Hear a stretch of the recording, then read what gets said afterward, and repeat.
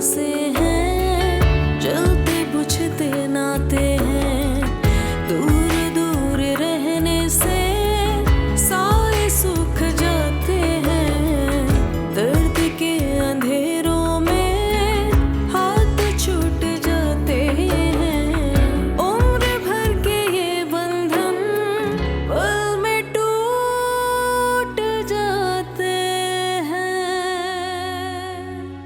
जो लोग out of country afford नहीं कर सकते उनके लिए तो ये बात दुरुस्त है, मगर सबा तुम तो अफोर्ड कर सकती हो ना। माशाल्लाह तुम इतने बड़े खानदान की बहू बन चुकी हो अब। तुम चुप होती हो या मैं? क्या करेंगे आप? क्या करेंगे? मारेंगे मुझे तो मार ले, और कोई कसर नहीं रह गई। लेकिन जो सच है मैं बोल कर रहूंगी। उम्र भर के ये बंधन पल में टूट जाते हैं। मुझे ईशा ने बता दिया सब। क्या? यही कि आप बहुत ज्यादा परेशान थी और कुछ अजीब सवालात कर रही थी। जो कहना है तुमको साफ साफ कहो।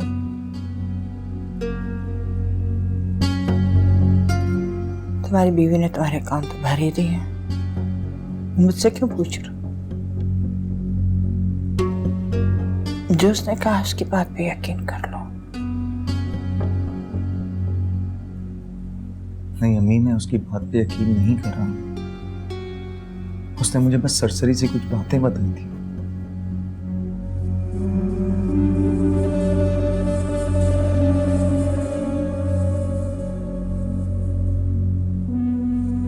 अम्मी आप तो जानती हैं ना, अल्लाह के हर काम में मसलियत होती है। उसके हुक्म के बगैर कुछ भी नहीं होता है। एक बार जब मैंने उसे समझाने की कोशिश की तो उसको बुरा लगा।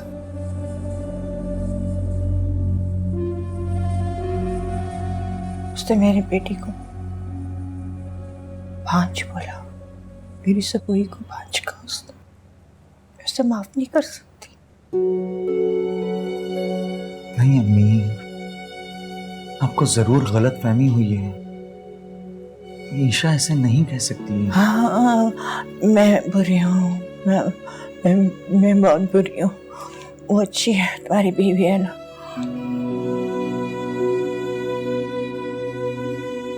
अच्छा छोड़ो, इस बात को खत्म करो। खामखा मुझे गुस्सा मत दिलाओ। ऑफिस जाना है, खैर से जाओ जाओ।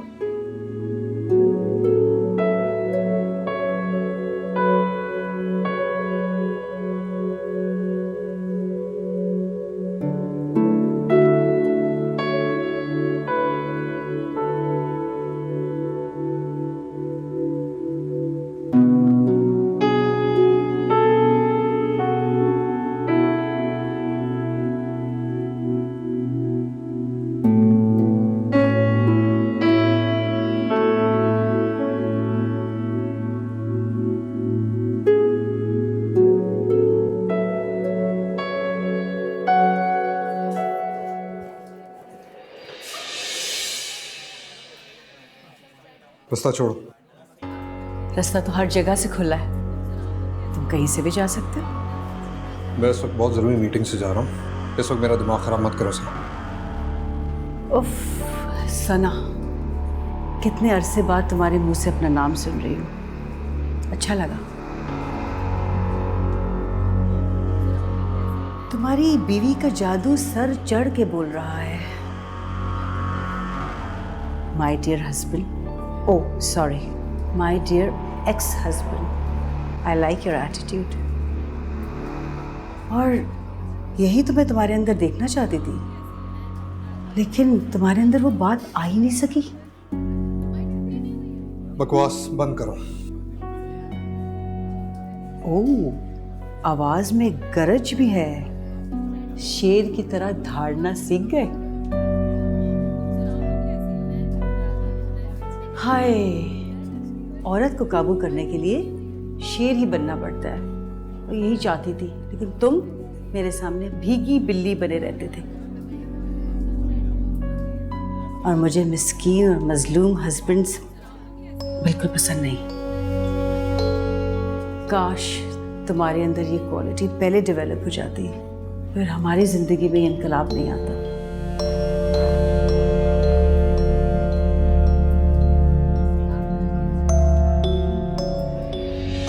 तुम्हें पता है, तुम्हारा ये रूप देखकर मुझे तुमसे फिर से मोहब्बत होने लगी। तो यहाँ से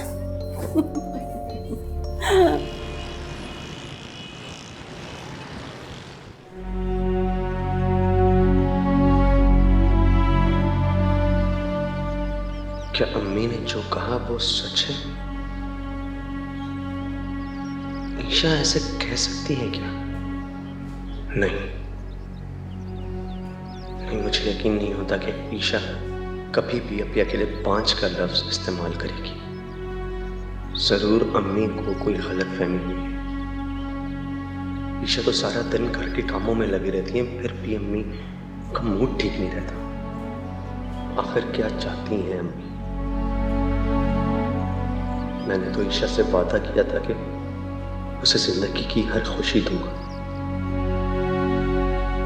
पर अब तो ऐसा लगता है कि मैंने उसे घर के कामों के लिए शादी की थी, बीवी नहीं बल्कि मुलाजमा लेकर आया।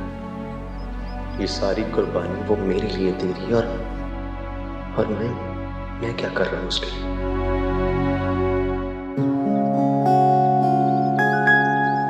मैं तुम्हारी मोहब्बत का कायल हो गया हूं सुबह। तुम मेरी पहली मोहब्बत तो नहीं हो, लेकिन मेरी आखिरी मोहब्बत जरूर हो।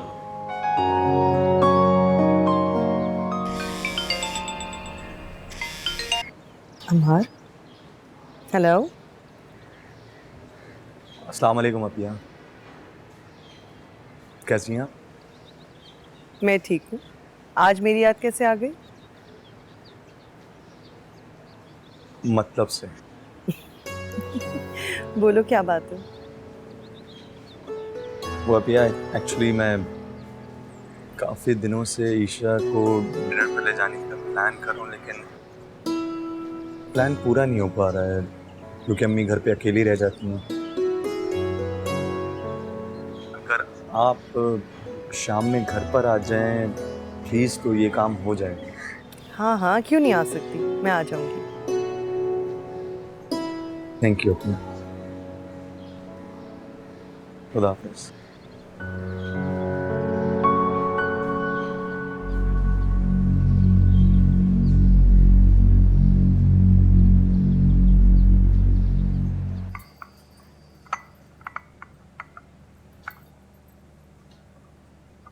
अम्मी, जूस पी लेना। क्यों लाए तुम्हारे लिए जूस? तुम्हारे हाथ का एक दाना भी हराम है मुझ पर। अम्मी, आप कल की किसी बात से नाराज हैं तो मैं आपसे सॉरी करती हूँ। किस किस बात के लिए सॉरी करोगी? कल की बदतमीजी के लिए, या अपने मियाँ के जो तुमने कान भरे मेरे खिलाफ, वो मुझसे लड़ने आ गया उसके लिए? अम्मी, मैंने अम्मार से कोई बात नहीं की। जो कुछ भी कहा है तुमने ही कहा है, वरना अमार ने कभी भी मेरे साथ इस तरह नहीं किया। पहले तुमने उसको मजबूर किया कि वो मुझसे बगावत करे और तुमसे शादी करे। अम्मी, मैंने अम्मार से ऐसा कुछ भी नहीं कहा, आप मेरा यकीन करें। अच्छा, आप मुझसे नाराज है ना, तो कोई बात नहीं, आप मुझसे नाराज ही रहे, लेकिन ये जूस पी लें। आप अभी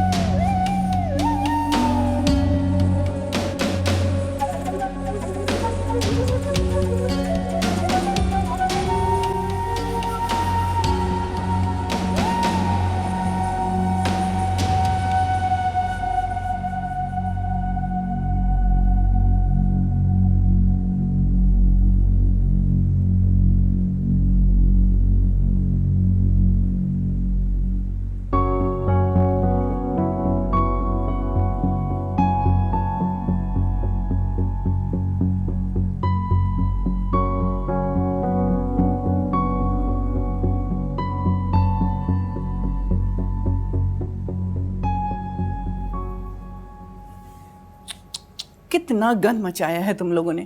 दादो, ये सब मैंने नहीं किया, ये सारे अफी के बच्चे ने किया है।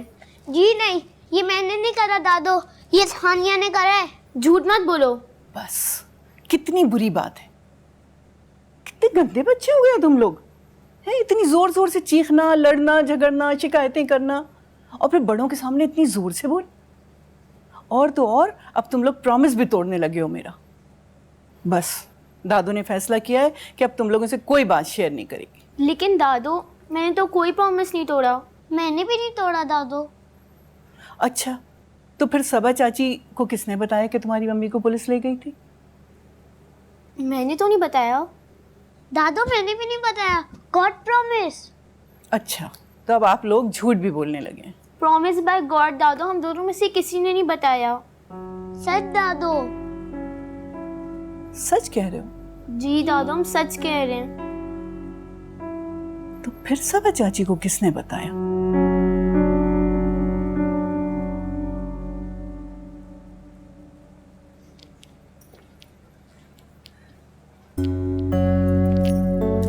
ईशा, क्या हुआ?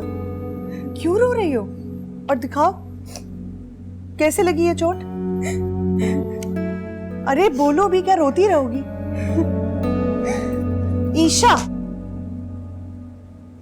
मामा, आप आए बैठे। मामा, अगर कोई काम था तो मुझे बुलवा लेती। नहीं बेटा, काम कोई नहीं था, बस यूं ही बातें करने का दिल चाह रहा था, सोचा तुम्हारे पास आके बैठ जाऊं। अच्छा किया। बेटा ये तो बताओ कि तुमको यहाँ एडजस्ट करने में कोई मुश्किल तो नहीं हो रही? नहीं मामा। बेटा आशु मेरा बहुत साबिर और क़नात पसंद बच्चा है। वो अपने दिल की ख्वाहिश कभी भी ज़बान पर नहीं लाया। माँ हूँ, समझ लेती हूँ कि वो क्या चाहता है।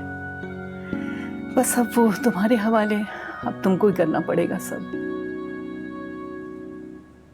जी मामा। एक बात तो बताओ बेटा।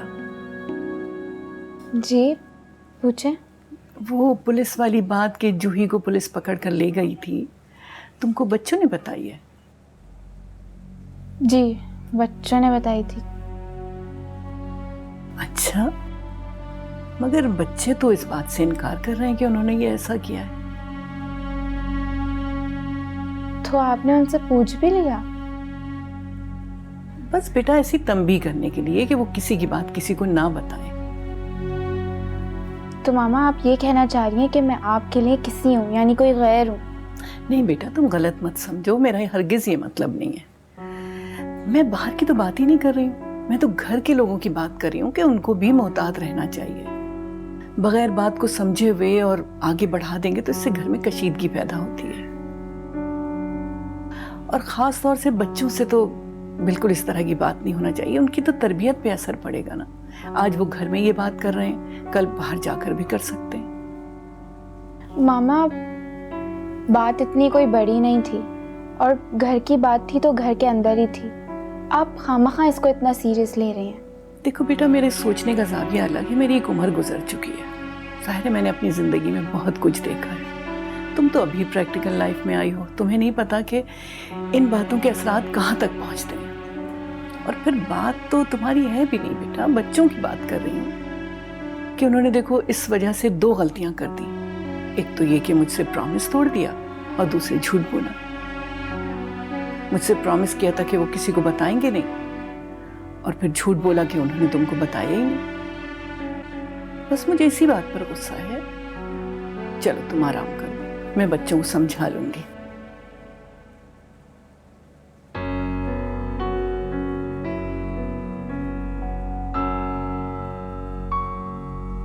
तौबा है, ये इतनी सी बात कहाँ पहुँचा दी इन्होंने। लेकिन अगर मैं ये बताती कि मैंने ये सब बातें छुप कर सुनी है तो मेरा तो सारा इमेज खराब हो जाता ना। अलिश्बा, अलिश्बा दरवाजा खोलो। आप कब आई और क्या हुआ?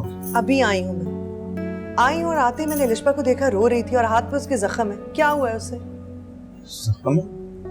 क्या हुआ? मैं तो खुद आपके सामने आ रहा हूँ, हुआ क्या है? पता नहीं अमार, मैंने उससे पूछा भी, लेकिन वो भाग के कमरे में चली गई और कमरा भी लॉक कर लिया है। ईशा, ईशा दरवाजा खोलो। इसके मेरे पास शायद चाबी है। देखो चाबी कहाँ गई? खैर अम्मी कहाँ है? कमरे में होंगी, मैं तो अभी तक नहीं मिली उनसे। चले फिर अम्मी से मिलते हैं। आए। आशान का इंतजार हो रहा है। जी भाभी, आज हम लोग को बाहर आउटिंग पे जाना है। उन्होंने कहा था कि मैं जल्दी आ जाऊंगा, लेकिन अभी तक नहीं आया। वैसे you know what Saba, you very lucky. आशान बहुत अच्छा है, अनलाइक शायान। शायान तो बिल्कुल अपनी माँ पर गया है। वहमी, शकी मिजाज, हर बात पे फसाद करने वाला। वैसे तुम्हें मेरी ये बात पसंद नहीं आएगी कि मैं तुम्हारी सासू माँ के बारे में ऐसा कह रही हूँ, क्योंकि आजकल तुम उनकी बहुत चहेती हो ना, जैसा कि शुरू में मैं भी हुआ करती थी। लेकिन बहुत होशियार हैं मामा, इतनी खूबसूरती से और मोहब्बत से तुम्हें तुम्हारे शोहर की नज़रों से गिराएंगी और उसके दिल से निकालेंगी कि तुम्हें पता ही नहीं चलेगा। और जब तुम्हें पता चलेगा तब तक तुम्हारा शोहर तुमसे बहुत दूर हो चुका होगा, जैसा कि मेरे और शायान के दरमियान दूरी हो चुकी है। हाँ, मैंने नोटिस किया है। आप आजकल अपने कमरे में भी नहीं होती ना। बस देख लो, सासू माँ की मेहरबानी है, पहले उसके दिल से निकाला और अब उसके कमरे से भी। मगर मामा ऐसी लगती तो नहीं है बिल्कुल भी। तुम कुछ दिन गुजार लो, तुम्हें खुद अंदाजा हो जाएगा। मेरा काम था तुम्हें बताना, सो मैंने बता दिया। बाकी तुम समझदार हो, होशियार हो, अपने शोहर की लगामें खींच के रखोगी तो काबू में रहेगा, वरना मेरे वाला हाल होगा। मैं तो चीखती भी हूँ, चिल्लाती भी हूँ, लेकिन कोई फायदा नहीं होता। उल्टा मैं ही बदनाम होती हूँ कि बुरी हूँ। लेकिन असल कहानी के बारे में तो किसी को नहीं पता चलता।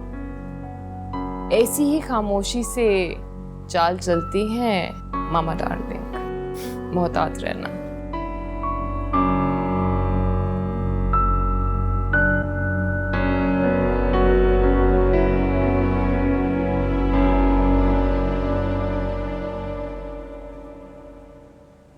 क्या हुआ? नहीं खोला दरवाजा? नहीं अपिया, चाबी नहीं है। मुझे लग रहा है मैं चाबी रूम में भूल गया। अब क्या करोगे? क्या करूँगा? कुछ भी नहीं करूँगा। मेरी जिंदगी बस यूं परेशान है। ख्वार हो गया हूँ मैं। तो लगता है जिंदगी मेरी पूरी यूं ख्वार हो जाए। अमार, अमार,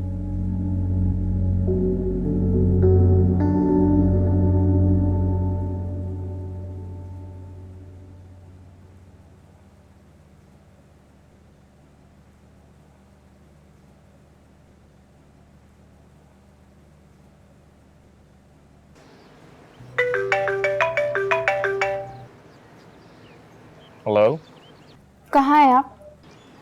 सबा मैं मामा को लेकर कहीं आया हुआ हूँ। मामा के साथ? हाँ, उन्हें थोड़ा काम था तो मैंने उन्हें घर से पिक कर लिया था। इसका मतलब आप घर आए थे?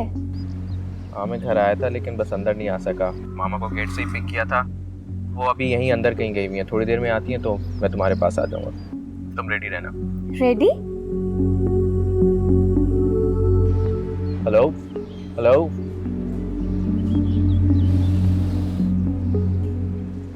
मैं देख सकती हूँ ईशा कि तुमने कितनी कोशिश की है अपने आप को इस घर के माहौल में ढालने की, अम्मी के मिजाज को समझने की। लेकिन अम्मी क्या कर सकते हैं, उनकी नेचर ही ऐसी है। अमार भी इतना अपसेट रहने लगा है, अभी भी गुस्से में कहीं चला गया। क्या करे ईशा, माँ से मुकाबला तो नहीं कर सकता ना।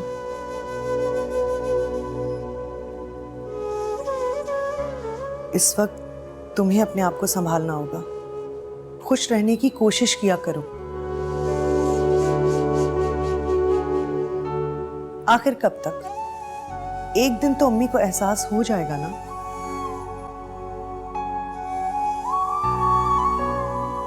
और वो दिन मेरी जिंदगी में कभी भी नहीं आएगा।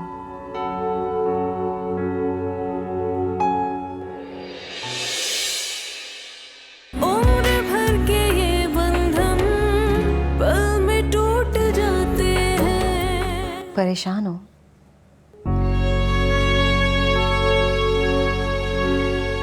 मेरे लिए?